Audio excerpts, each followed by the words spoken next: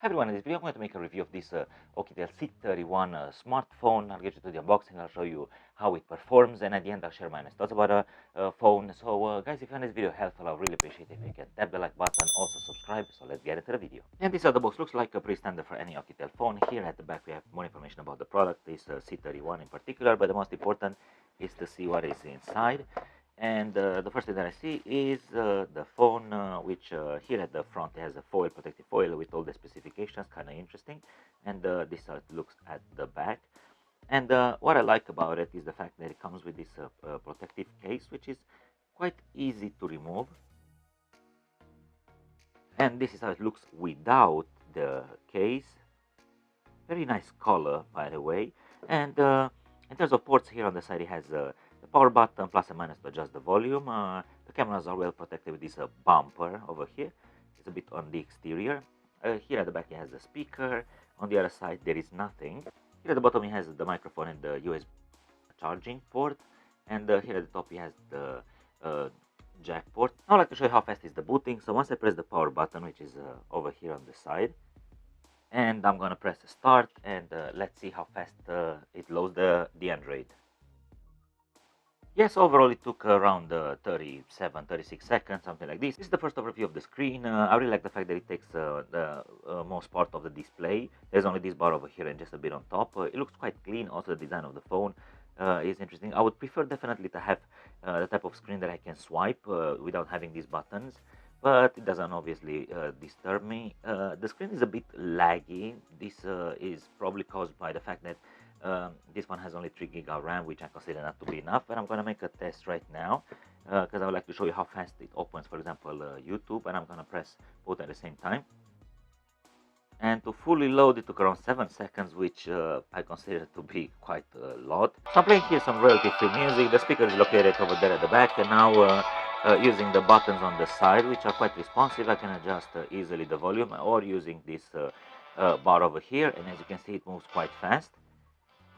But there's a catch over here. Once the phone is on the table, because the speaker is at the back, the sound is a bit reduced. Once I lift it, it becomes a bit better. And once I flip the phone and I pump up with the volume, it comes from here. So this is really good. I'm just gonna move the microphone a bit closer. But there's a catch over here. If I cover this one, this is what happens. If, for example, you keep the phone in your hand, just like this, or with the other hand, the speaker over here at the back creates some kind of funnel in your palm, and the sound is more or less decent. Even if I hold it like this, still the sound is okay, but there is a possibility to cover the speaker, which is located over here, with this finger, and like this the sound will change, but more or less, yeah, from this point of view I cannot complain at all.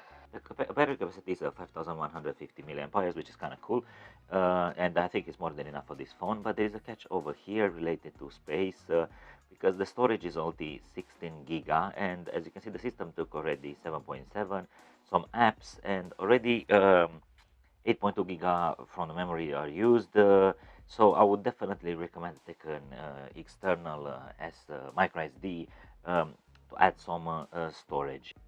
Now I'd like to make another quick test just to show you how fast it loads Google Maps, and I'm going to press start at the same time. This one requires quite a lot of memory, Google Maps, and okay, more or less we are ready. So it's around 6.5 seconds, which is quite decent. Now in terms of screen responsiveness, I would say there is a bit laggy, and my personal use also a bit annoying. But considering the price that I pay for this phone, I cannot complain about the performance. Also, swapping between apps takes a bit of time. Probably this is caused by the fact that it has only 3 GB RAM, and for internet use and just regular use, I would say that it's more or less decent. I really like the function of the flashlight, and also it makes a click. Well, besides that, there's nothing else that comes on this phone, like no games or other activities that I can do unless I install. So compared to other phones that I've tested in the same price range, I would say that probably this one is not the best option. Just to give you an insight, this is the Oukitel that I'm doing review right now, and this is the Oukitel C60. More or less, in terms of appearance, they look the same. Camera is a bit different on this one, and just wanted to point out the fact that This one over here, the Oscal, is significantly better. It has 4 gig of RAM. Also, the screen is more responsive. It has 32 gig of space. And if I put them in comparison, screen exactly the same, but way better. So probably you'll consider having a look at the review that I made for this one. You can find that the pop-up screen out there. And as I said, more or less in the same price range. In terms of building quality, I cannot complain about this phone. It feels solid. It's not wobbly. The case at the back, it also has a very nice color. It is pretty solid even when I do it like this. It doesn't feel cheap. And also, it is quite lightweight. Another thing that I would like to show you about this phone is the real weight of it. So I have here a scale, which it comes at 208 grams. And this is the performance of the game while playing. That doesn't require too many resources. I would say that it's pretty responsive. Also, the sound is quite cool. And this is the performance of the camera. I'm just gonna open it right now. It's on picture mode. This is the main camera. It's a 13 megapixel, which it is, my opinion, quite decent. Obviously, here is daytime, and it responds quite fast to the movement. Here on the side there is a zoom, and it goes up to 4x, and even at 4x the quality is still okay. The phone is kind of struggling to focus, but I like the fact that it has a wide lens. Here is the video mode, more or less the same thing. It is a bit too sharp in my opinion, but besides that, I cannot complain about the colors and about the responsiveness.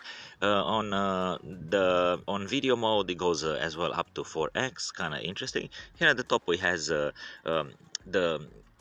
the type, basically a 1080p, 720 or 480 based on your preference. I like to keep mine on 1080p. And on beauty mode, this obviously this one, it is designed for selfie more or less, because it adjusted the sharpness and softness of the skin. On mono we get black and white. And if you go here on pro mode, we have the exposure. We can adjust it based on the preference, and we can adjust the ISO as well, and we can adjust obviously the white balance. As you can see, the colors are changing. I really like the fact that it has pro mode, because sometimes I'm using this function. And if we press here on more, we have the bokeh, we have the night vision, the pro mode, which basically is over there. We've seen it already, and it has scan for barcodes. And now I'd like to show you the selfie camera, which I consider it performs a bit better than the main camera. This one is a 5 megapixel, and it is very responsive. And if I move like this, yeah, it does a pretty good job. I'm just gonna take a picture right now. Nice. And on video mode as well, pretty good. But on video mode, mind that it's selected here on 720p, so I'll go to 1080p. I've selected, okay, and now should make a difference in terms of size of the file. And I was gonna show you some example of pictures that I'm gonna take right now. One here and one here. This is the pictures are not zoom, and just for this demonstration I'll take one in full zoom at 4x.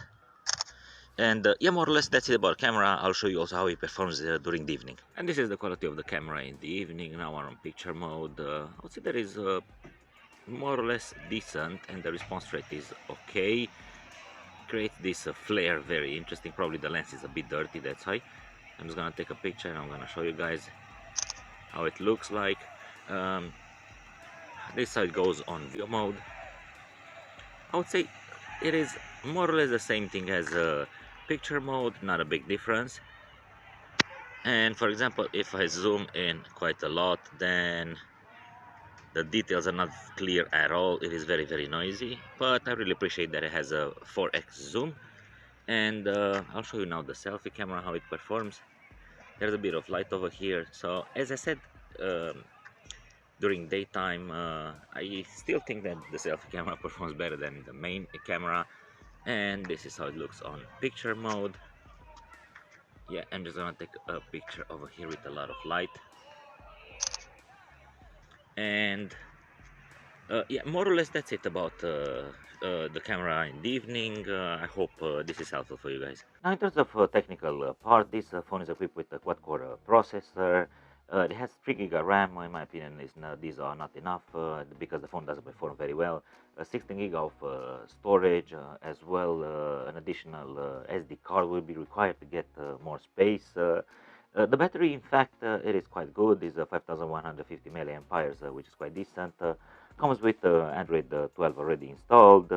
As well, it has a Face ID, quite good. After I tested this phone for a couple of days, I came to the conclusion that it does a decent job based on the performance, which is not very great. But overall, I recommend you to buy it or to drop it. Well, guys, definitely to buy it. If you have any questions related to the product, you can leave them in the comment section below and I'll answer. There's also a link where you can check out more information. Thank you for watching and see you next time.